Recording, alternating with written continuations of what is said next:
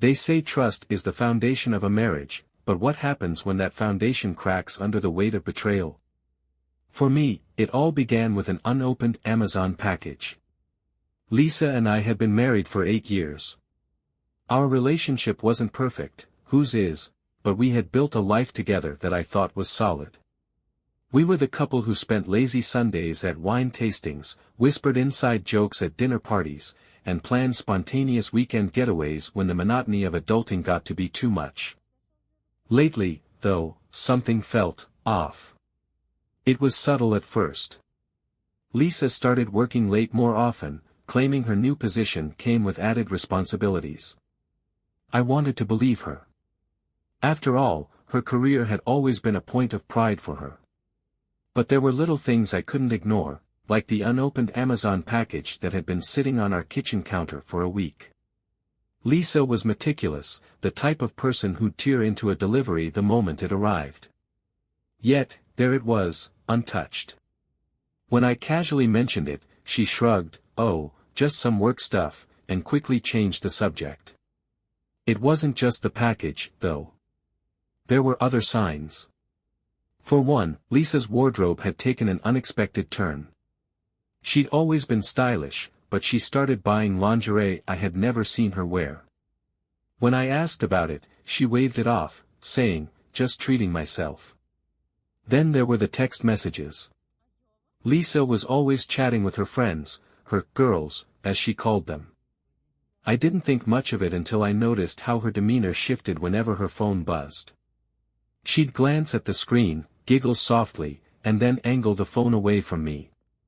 When I playfully asked what was so funny, she'd respond, "Nothing, just memes," before locking the screen. Memes didn't make people blush. The final straw, though, was how distant she'd become. Lisa used to laugh at my dad jokes, sit close to me on the couch, and randomly pull me into hugs when I least expected it. Those little acts of intimacy had slowly faded, replaced by quick pecks on the cheek and vague promises of catching up later. I wanted to dismiss my doubts as paranoia, but my gut was screaming at me that something was wrong. Still, I told myself not to overthink it. We were just in a rut. That happened in marriages, right? But the unopened Amazon package haunted me. One Saturday morning, when Lisa was out for one of her impromptu yoga classes, I found myself staring at it again. I wasn't proud of it, but curiosity got the better of me. I grabbed a pair of scissors and carefully slit the tape. Inside was a silk robe, red, lacy, and nothing like the cozy flannel pajamas Lisa typically wore to bed. My stomach tightened.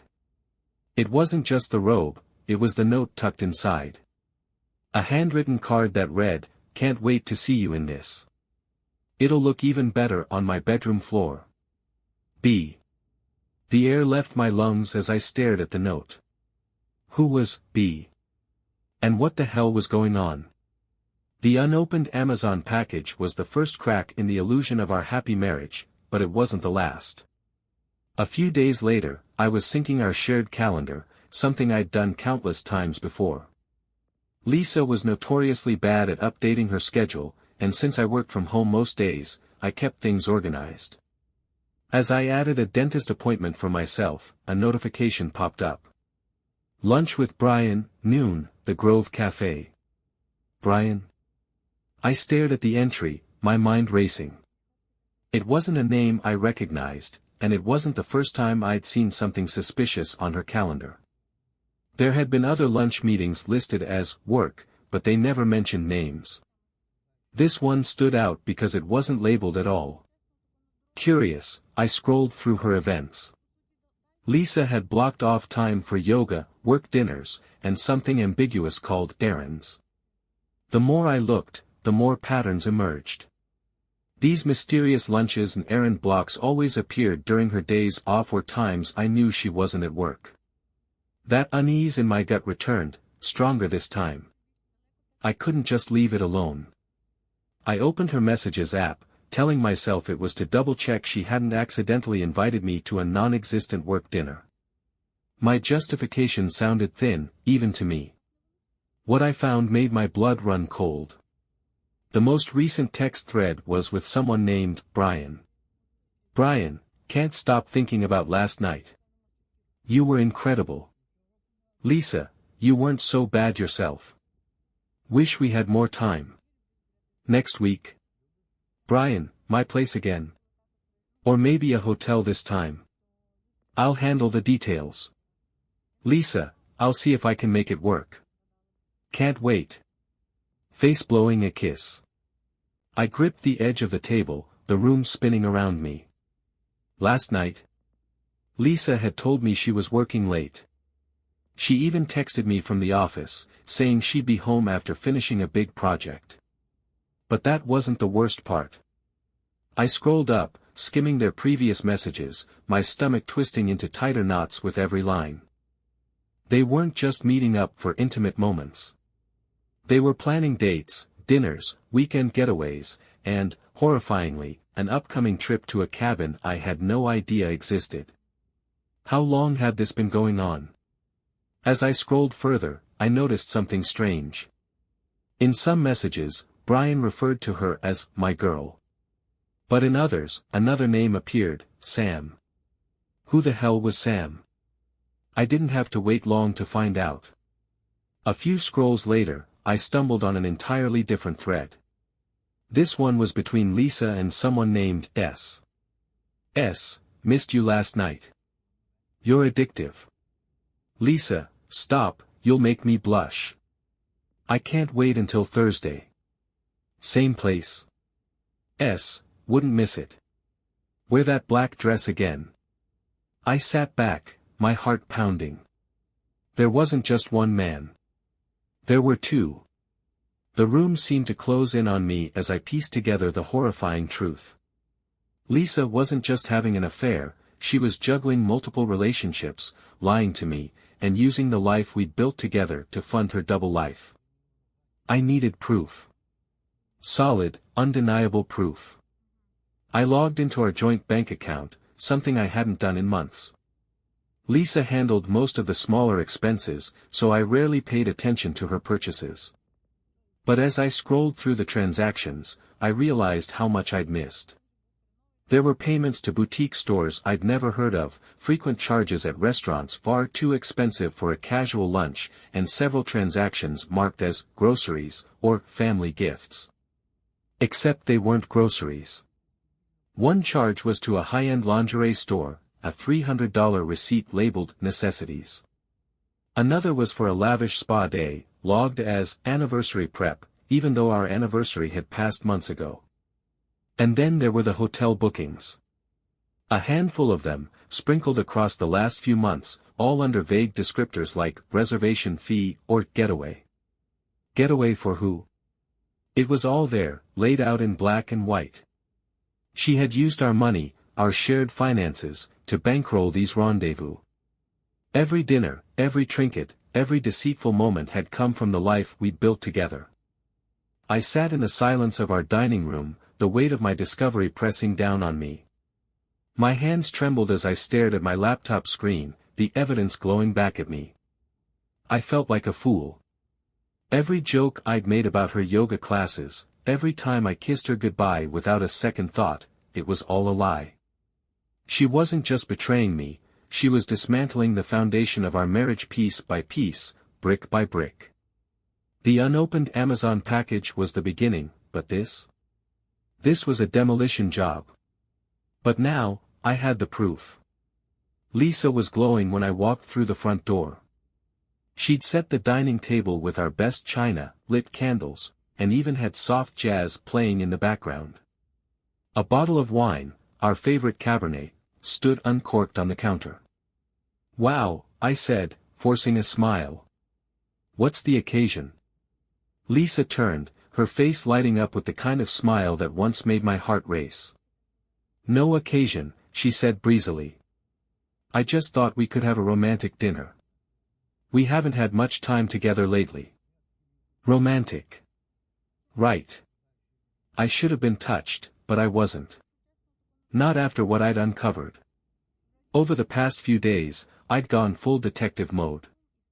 The texts, the bank statements, they were just the tip of the iceberg. A private investigator I'd hired had dug up the rest. Brian and Sam were only two of the men.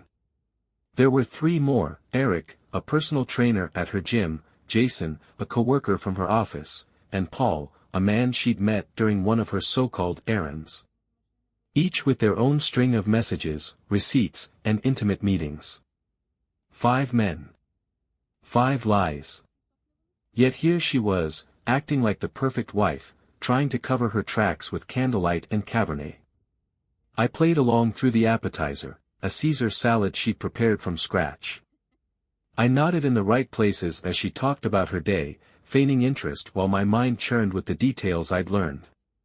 Eric liked to meet her at the gym after hours. Jason sent her flowers regularly, flowers she passed off as thank yous from her clients. And Paul? He was the reason for those mysterious weekends away at her friend's cabin. By the time the main course, a perfectly cooked steak, was served, I couldn't stomach the charade anymore. So, I said, swirling my wine glass. This is nice. But you don't need to go through all this trouble, Lisa. She tilted her head, a flicker of confusion crossing her face. What do you mean? I mean, if you wanted to sneak off after dinner, you didn't have to butter me up first. Her smile faltered, the fork halfway to her mouth. What are you talking about? I reached into my jacket and pulled out a thick envelope. Without a word, I set it on the table and slid it toward her. What's this? She asked, her voice too casual. Open it, I said, my tone leaving no room for argument. She hesitated but finally unfolded the flap and began flipping through the contents, screenshots of texts, printouts of bank statements, photos of her with Brian, Sam, and, most damningly, Jason kissing her in the parking lot of her office. Her face turned white. Care to explain? I asked, leaning back in my chair. She stared at the papers, her mouth opening and closing like a fish gasping for air. Finally, she managed, this isn't what it looks like. I barked a bitter laugh. Really? Because it looks like my wife has been cheating on me with not one, not two, but 5 different men. Her initial reaction was denial. You've got it all wrong, she said, pushing the envelope away like it burned her. Brian's just a friend. Those texts were a joke. And the hotel receipts? The photos of you two leaving together? I countered. Was that a joke, too? Her eyes darted to the pictures, then back to me. Okay, maybe Brian and I crossed a line. But it didn't mean anything. It was just. Just what? I snapped, my voice rising. Just fun. Just a mistake. What about Sam, Eric, Jason, or Paul? Were they just mistakes too? Her face crumpled, and for a moment, I thought she might actually tell the truth. But instead, she shifted gears. This is your fault, Mark, she said, her voice trembling. I froze. My fault? Yes, she exclaimed, her voice rising. You're so predictable. So boring. We do the same things every week, dinner, TV, bed. I felt like I was suffocating. I stared at her, disbelief coursing through me. So instead of talking to me, you decided to cheat? With 5 men? Lisa's tears started then, the kind that once would have softened me. But now, they just felt manipulative. I didn't plan for this to happen, she said, her voice breaking. It started because I felt neglected. I needed companionship. Companionship? I repeated, my voice dripping with sarcasm. Is that what you call sneaking around and lying to your husband? You know what I needed, Lisa. Honesty. Respect. Maybe a wife who didn't treat our marriage like a game. She broke down completely then, sobbing into her hands. I don't know what I was thinking, she wailed. I was stupid. I made a mistake. Mistakes, I corrected coldly. Plural. I'll stop, she begged, reaching across the table for my hand. I'll cut them all off. We can go to therapy, fix this. Please, Mark, I love you. I pulled my hand away, her touch sending a wave of anger through me. Love? I spat. If you loved me, you wouldn't have done this. You wouldn't have lied to my face for months. She sat back, defeated, her tear-streaked face a portrait of regret. But I wasn't moved. I deserve better, I said, my voice steady now. And I'll get better. Because this? I gestured to the photos, the receipts, the evidence of her betrayal. This is unforgivable. She opened her mouth to protest, but I stood, cutting her off. You're going to stay here tonight, I said firmly. Tomorrow, I'm contacting a lawyer. We're done, Lisa. I won't let you drag me down any further. As I walked out of the dining room, her sobs echoed behind me. Part of me wanted to turn around, to comfort her like I always had. But I kept walking. This wasn't just the end of our dinner. It was the end of us. When I left the dining room that night, I didn't go far.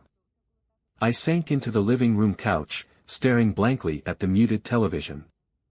The sound of Lisa's muffled sobs carried through the walls, but they barely registered. My mind was too busy replaying the evening's events like a broken reel, the same questions looping over and over. How could she do this? How could I not see it coming? The shock was the first wave to hit. It paralyzed me, made my body feel heavy and my thoughts sluggish. This was the woman I'd built a life with, the woman I'd imagined growing old beside. She wasn't supposed to be capable of something like this. Yet, the evidence was there in vivid detail, texts, photos, receipts. The shock quickly gave way to rage. I thought about every sacrifice I'd made for Lisa, every time I'd put her needs before my own.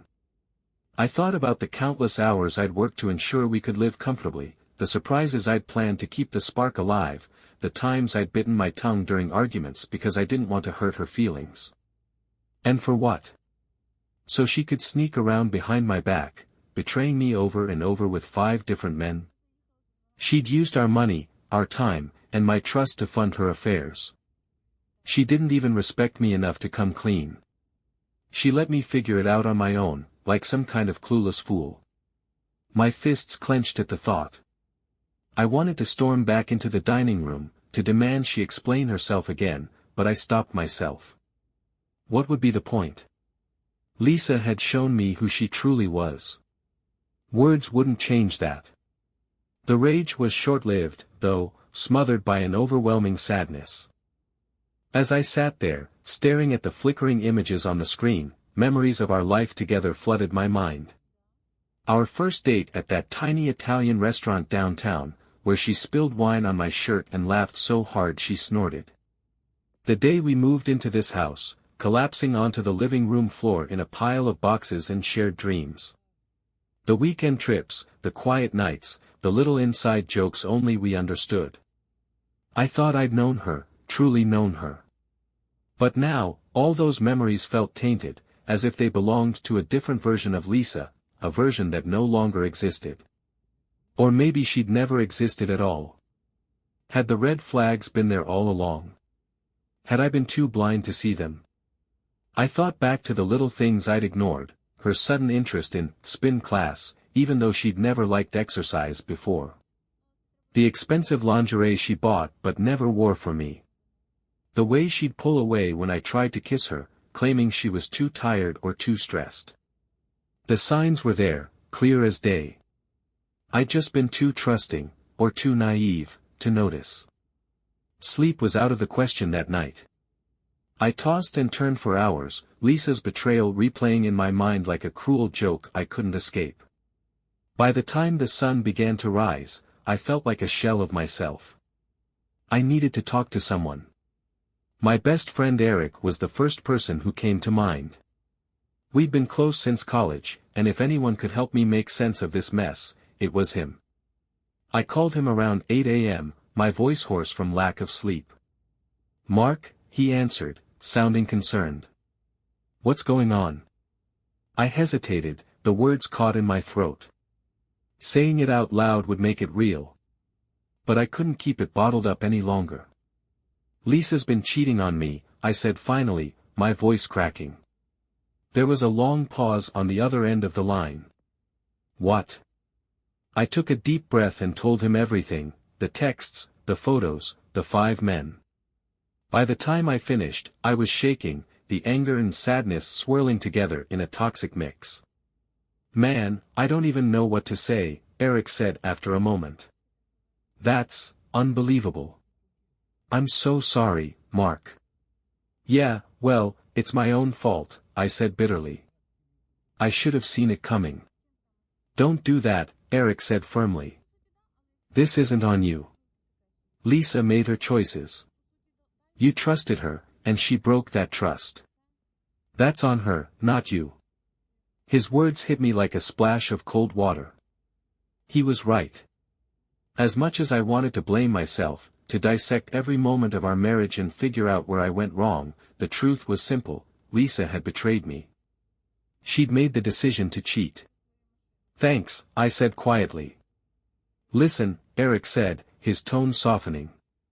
I know it feels like your whole world just fell apart, but this doesn't have to define you. You're a good guy, Mark. Don't let her mistakes destroy you. His words stayed with me long after we hung up. For the first time in days, I felt a glimmer of clarity. Lisa's betrayal hurt, more than I could put into words. But Eric was right. I couldn't let it consume me. I couldn't let her actions dictate the rest of my life.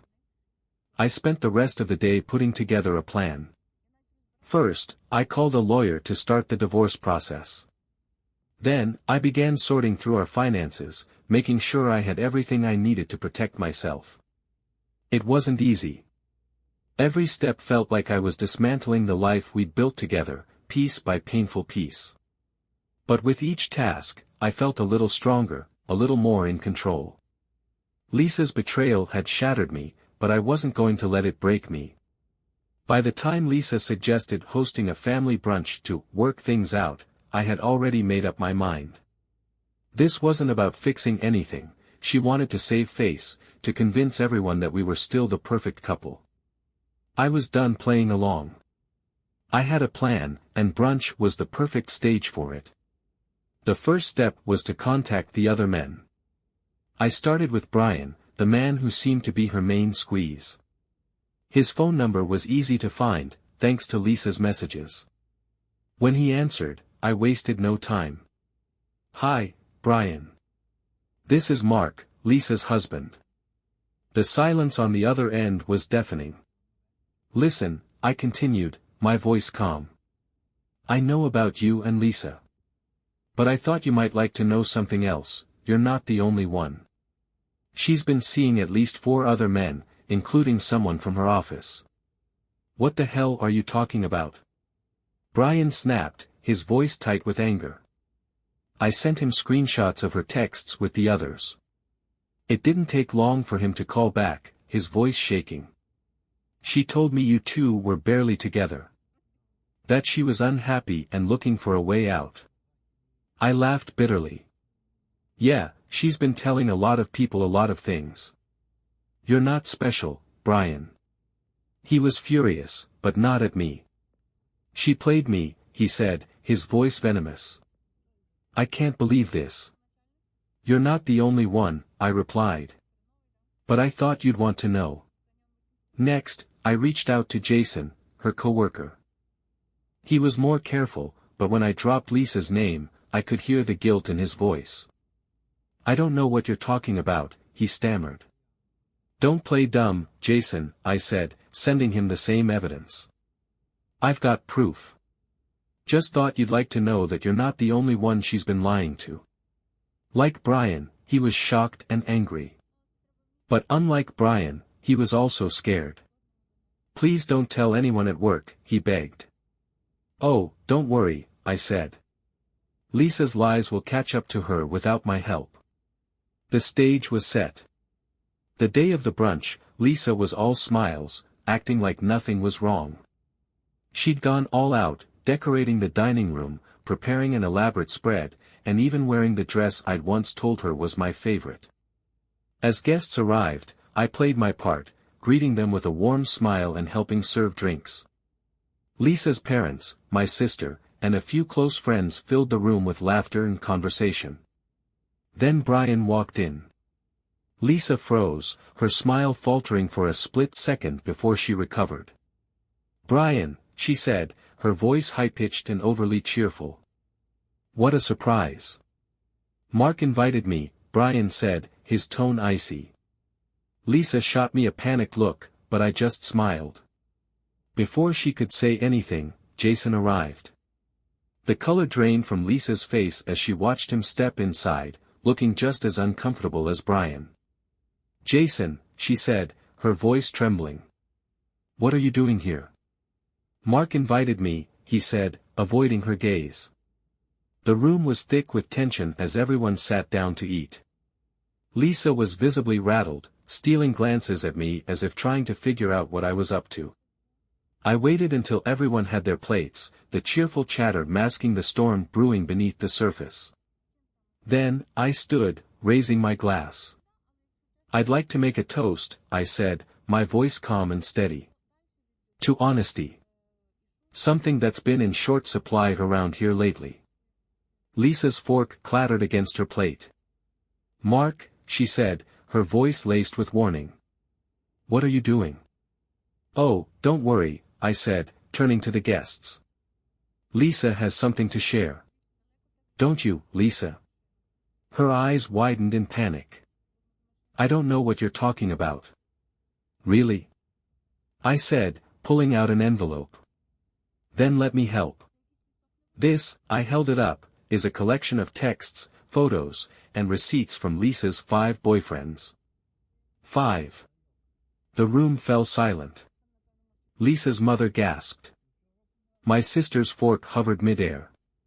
Brian and Jason exchanged stunned looks, the weight of the revelation hitting them like a freight train. "Brian and Jason," I said, gesturing toward them, "meet each other. You're not just here for brunch, you're here to meet the other men Lisa's been lying to." "Mark, stop this!" Lisa shouted, her face red with anger and humiliation. "No," I said firmly. "You wanted this brunch to fix things, so let's be honest for once. Tell everyone about Brian, Jason, Eric, Sam, and Paul. Tell them how you used our money to fund your little adventures." Lisa's mask crumbled.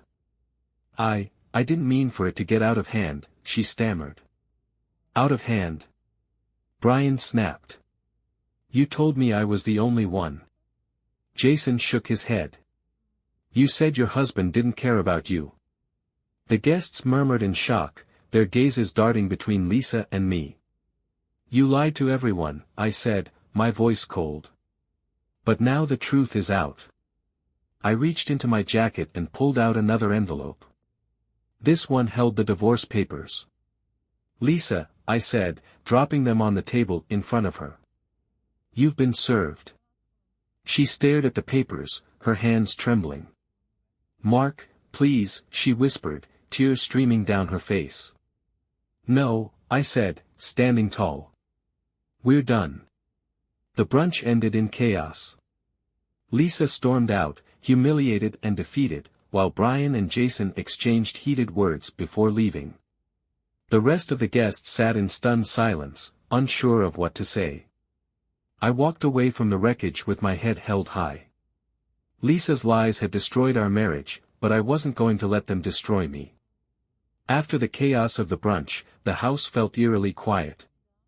Lisa had taken off, leaving behind the mess she'd created, not just in the dining room but in our lives.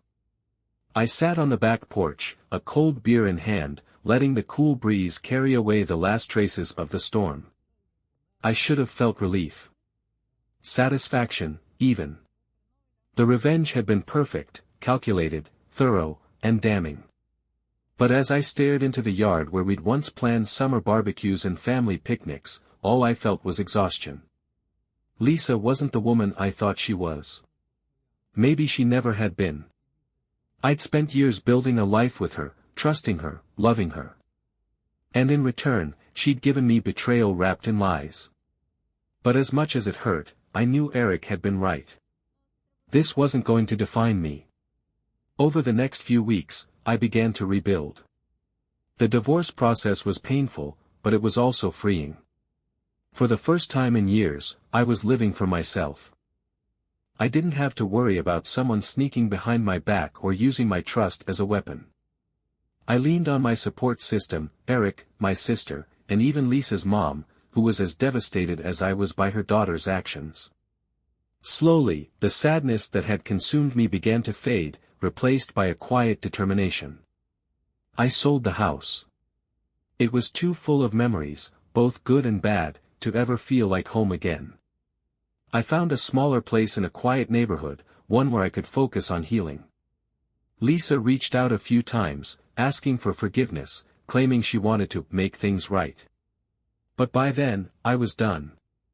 Forgiveness didn't mean letting her back into my life, it meant letting go of the anger and pain, moving forward without the weight of her choices dragging me down. Looking back, I see the red flags I ignored. The excuses, the distance, the lies disguised as love. But I don't blame myself for missing them. I wanted to believe in her, in us. And that's not something to be ashamed of. If there's one thing I've learned from all this, it's the importance of trusting your instincts. Of paying attention to the little things that don't add up.